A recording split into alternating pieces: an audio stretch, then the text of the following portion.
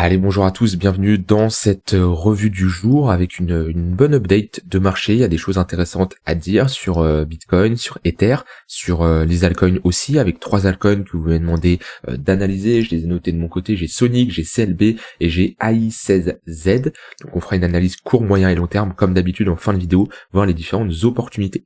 Avant que je commence l'analyse, je vous rappelle qu'il vous reste maintenant que quelques heures jusqu'à ce soir à minuit pour profiter des 200 € offerts sur le Devenir Trader. C'est vraiment la dernière ligne droite, le dernier moment pour nous rejoindre et ici avoir tous les outils, toutes les connaissances, les compétences pour devenir rentable en trading en 2025. À l'intérieur de ce programme-là, 15 modules, 30 heures de vidéos qui vont te permettre de devenir un trader autonome, opérationnel, rentable, qui sera capable de trader tout type de marché, qui va surtout avoir une stratégie de trading rentable et avoir un plan clair. Et surtout, tu seras en capacité de l'améliorer, de créer d'autres stratégies, tu vas avoir la vraie vision du trading. Donc je t'enseigne tout ça à l'intérieur de mon programme et surtout, le plus important, tu as un suivi, que ça soit un coaching personnalisé et surtout un accompagnement à vie. On peut le faire une fois par semaine, une fois par mois, une fois tous les 3 jours, ça va dépendre bien sûr de ton rythme, de ta fréquence de trading, mais souvent avec des traders qui ont rejoint le programme, j'ai tout simplement un point avec eux où on échange sur leur stratégie, sur les trades qu'ils ont pris pendant la semaine, pendant le mois, on fait un peu un bilan, ils me parlent de leurs craintes, ils me parlent de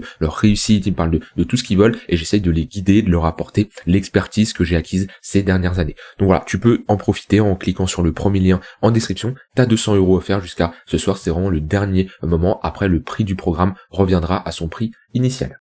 Alors, sur le Bitcoin, hier soir, on a eu pas mal de volatilité, surtout sur Ether, vers 20-23 heures de mémoire, puisque on a eu une nouvelle qui nous indiquait tout simplement, 23h15, qui nous indiquait une demande d'ajout de staking sur les ETF Ether. Actuellement, on a 2 types d'ETF, on a Bitcoin et Ether, enfin 2 cryptos plutôt qui ont des ETF qui ont été acceptés. Et actuellement, on a des inflows sur ces 2 actifs-là, sur ces 2 cryptos, sauf que sur Ether, on n'a pas le staking qui est inclus dans les ETF. Donc ça reste quand même un gros manque à gagner pour les investisseurs qui passent par des ETF. Et hier, il y a eu une demande d'ajout vers à 23h15, c'est pour ça qu'on a eu une bonne impulsion et c'est vrai que ça serait quelque chose d'assez bullish parce que je pense que beaucoup d'investisseurs ou beaucoup de fonds ne proposent pas de l'Ether à leurs clients parce qu'il y a quand même un manque à gagner avec le staking. Donc si on a ça qui est ajouté, ça pourrait renforcer les inflows sur Ether. Pour le moment, on a juste une demande. Ça n'a pas été accepté. Il faudra voir si la SEC accepte cette demande.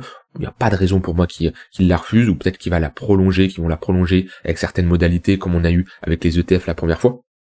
Mais maintenant, sous l'ère de Donald Trump, ça devrait aller beaucoup plus vite les choses sur ce genre de décision comparé aux ETF. On a attendu des mois, ça a été reporté, etc. C'était un peu compliqué. Donc voilà, on a un marché qui s'est bien apprécié hier avec une bonne journée. Puis aujourd'hui, une journée qui on retrace tout simplement. On voit que le marché reste faible malgré ses impulsions et même sur le Bitcoin.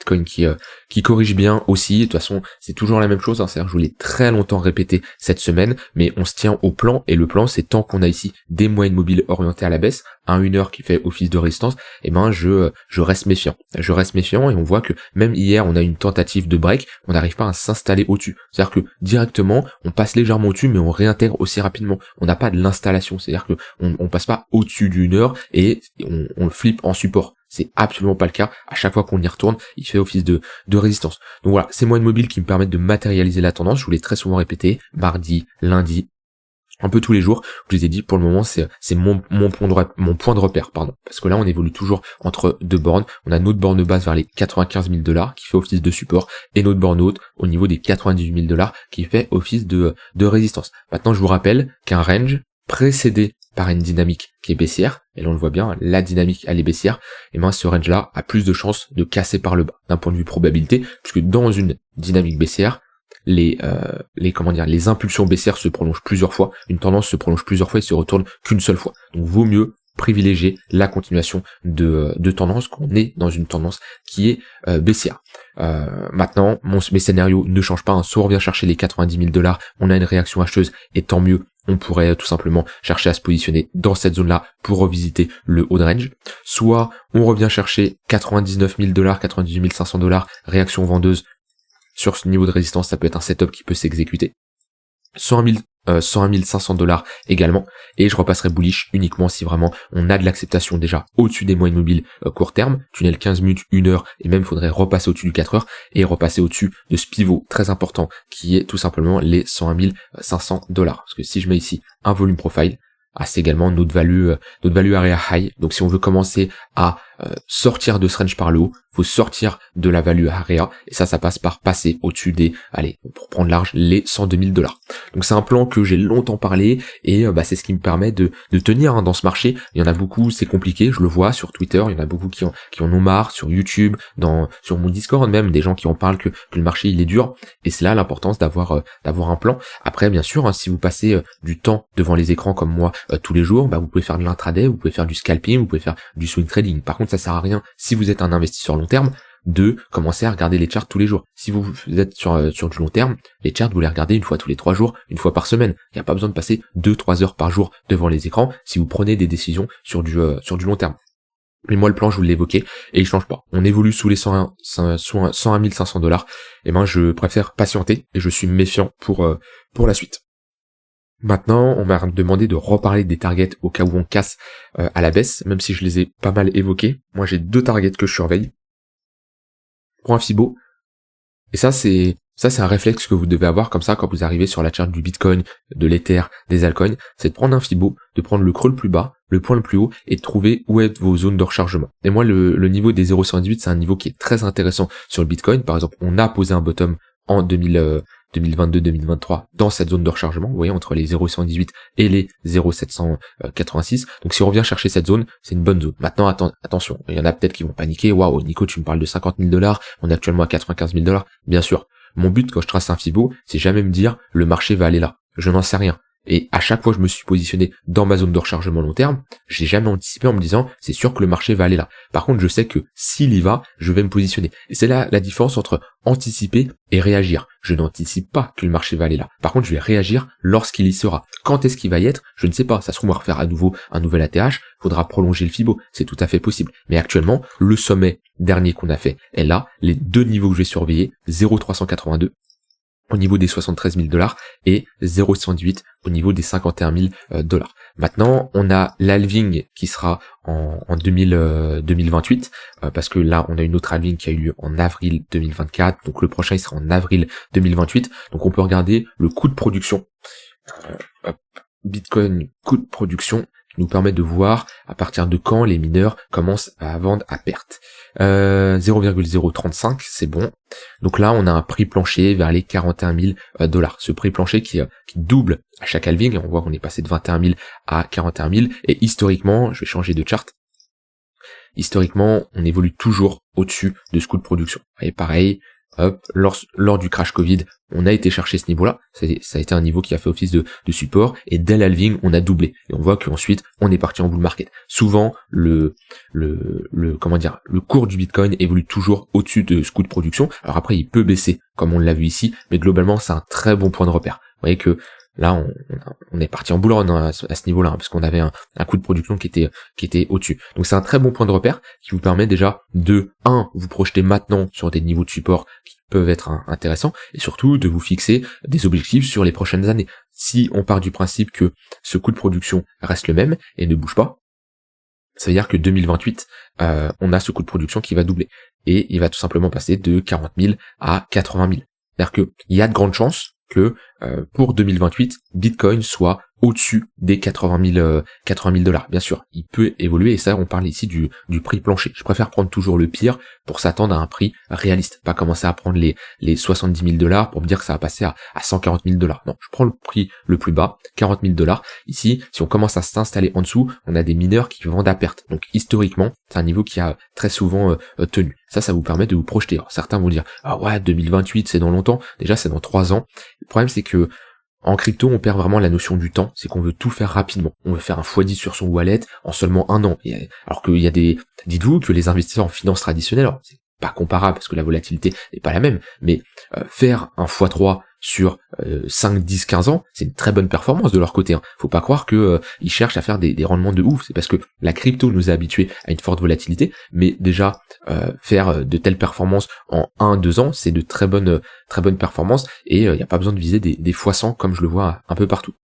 Donc voilà, globalement mes niveaux sur du long terme, vous les avez, 50 000 $, 73 000 $, si on doit aller encore plus bas, 41 000 $. J'ai du mal à voir un Bitcoin repasser ici, sous cette zone-là. C'est là où on a eu la demande pour les ETF, c'est là où on a eu voilà, le début des inflows et j'en passe. On a ici notre coût de production du Bitcoin qui va doubler en 2028. Pour moi, hein, si un Bitcoin revient sous les 72 000 et surtout dans cette zone 40-50 000, c'est une très très bonne zone pour acheter du Bitcoin sur du long terme. Maintenant, je ne peux pas savoir si on va y aller. Mon but, comme je l'ai dit, ce n'est jamais d'anticiper. Je réagis à ce que j'ai sous les yeux. Et ce que j'ai sous les yeux en ce moment, c'est une faiblesse du marché crypto, faut le dire. Peut-être que ça va se reprendre, j'en ai aucune idée, mais c'est une faiblesse actuellement. Donc voilà, vous avez globalement mon plan, que ça soit sur du long terme, les zones que je surveille.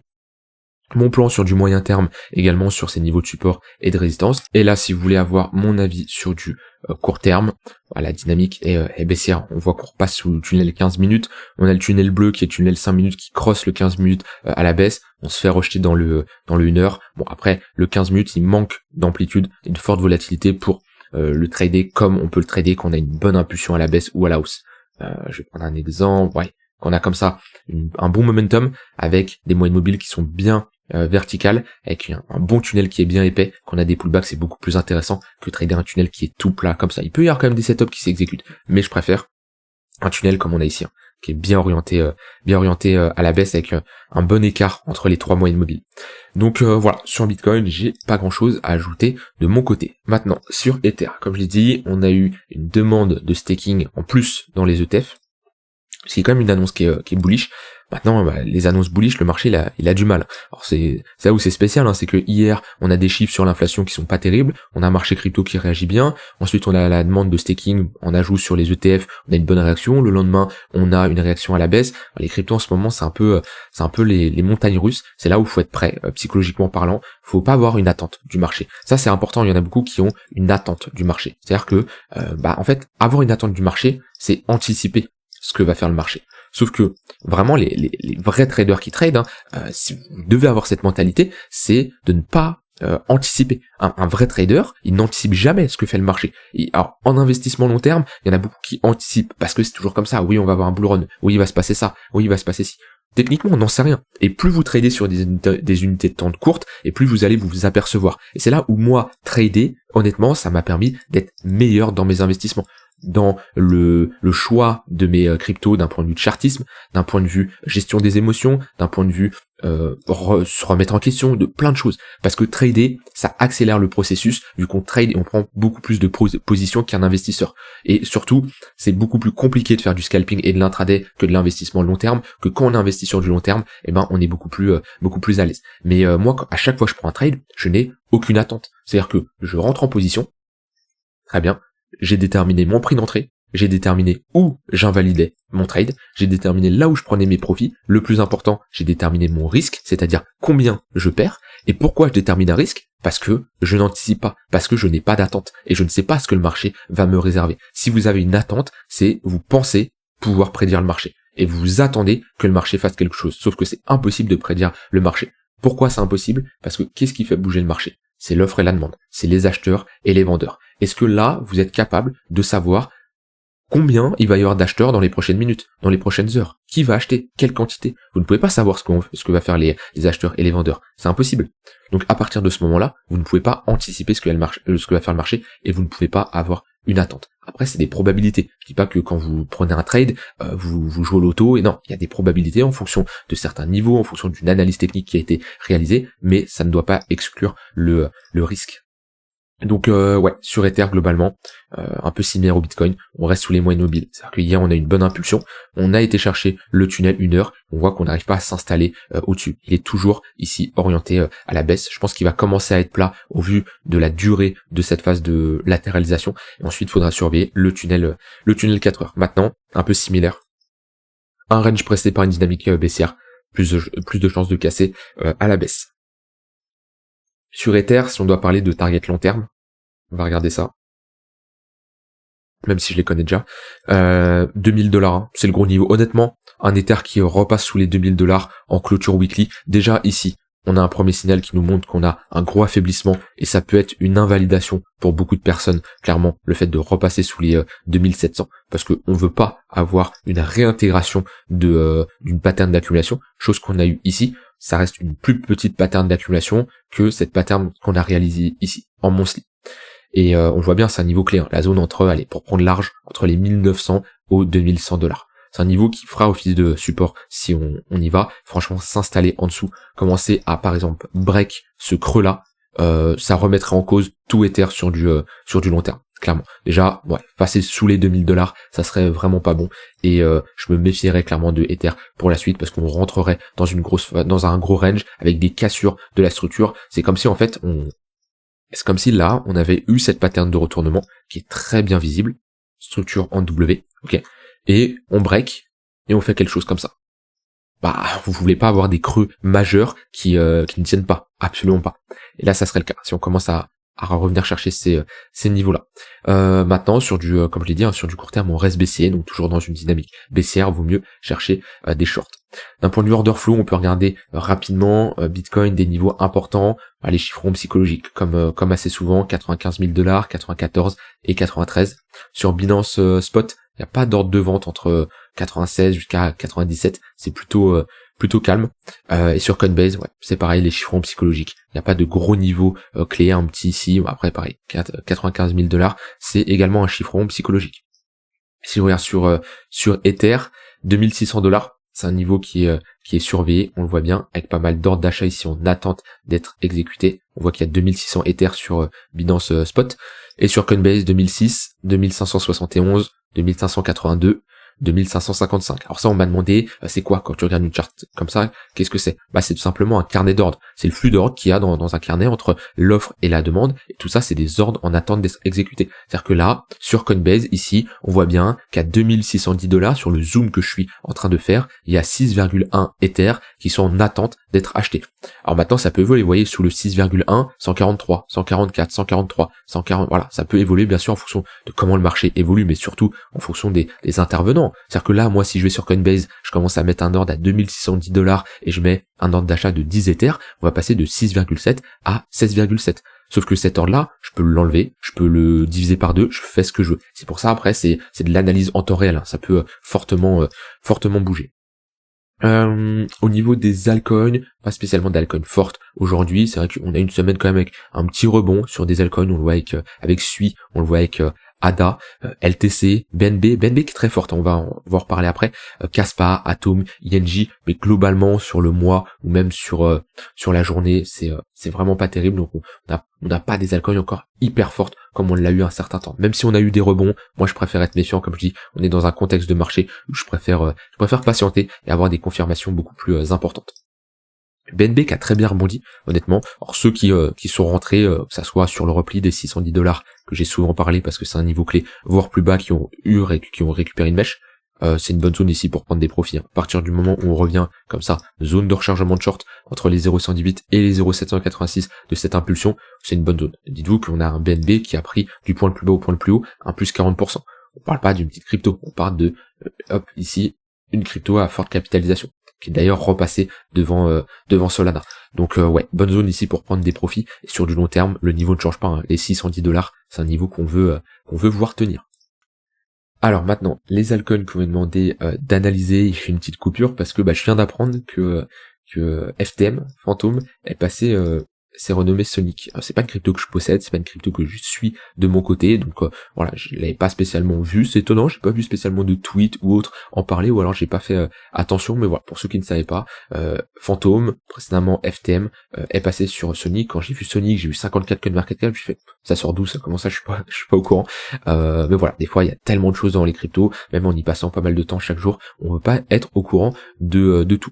Maintenant, d'un point de vue graphique, globalement, on est toujours dans une dynamique qui est haussière, sauf que on manque de momentum. Typiquement, il y a une différence dans une tendance entre avoir ici des creux et des sommets de plus en plus haut de cette manière-là, et des creux et des sommets de plus en plus haut de cette manière-là. Là, la différence, c'est que on ne réintègre pas les précédents sommets. Ici, on a une réintégration des précédents sommets. Donc, ça reste une tendance haussière, mais avec un momentum qui est beaucoup plus faible que cette tendance qui est haussière. Donc là, en général, quand on a ce genre de chart, le plus intéressant, c'est de regarder les précédents creux. Ça, c'est un creux qui a tenu, et à chaque fois qu'on revient chercher ce creux-là, c'est un niveau intéressant, parce qu'on va faire des sortes de range. Ça veut dire qu'on range, on break, on réintègre, on revient chercher des précédentes zones de demande, on rebreak, on réintègre, on revient chercher des niveaux de support. Donc, à moins d'avoir vraiment un panic sell et d'aller chercher l'extrémité basse de toute cette phase de consolidation, c'est sûr que un niveau vers les 15-20 centimes, c'est une très bonne zone de localisation. Maintenant, sinon, si on part du principe que ça, c'est une dynamique qui est haussière, eh ben, on peut reprendre un Fibo de chaque précédent creux. C'est-à-dire que là, j'ai ma première impulsion.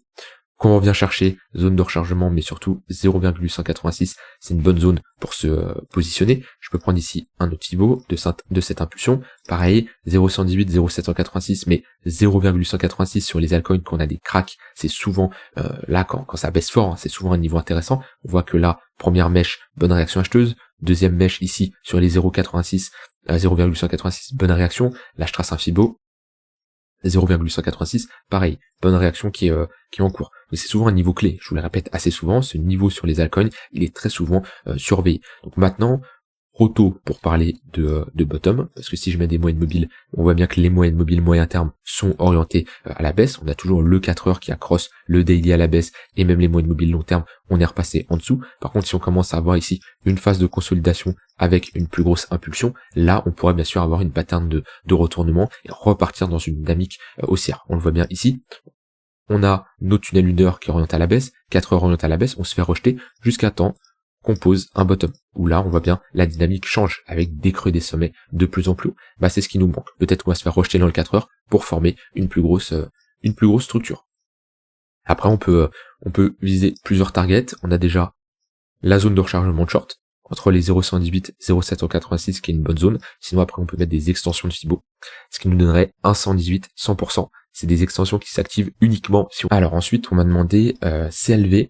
CLV, on est globalement dans une grosse phase de consolidation, pas mal de volatilité, on le voit au niveau des mèches, mais on est globalement dans un range. Une borne basse vers les 3 centimes de dollars et une borne haute vers les 13 centimes. Donc il y a quand même de l'amplitude pour se positionner, mais typiquement on est dans une phase de consolidation qui dure depuis maintenant, ça va faire 3 ans, depuis début 2022, enfin avril 2022.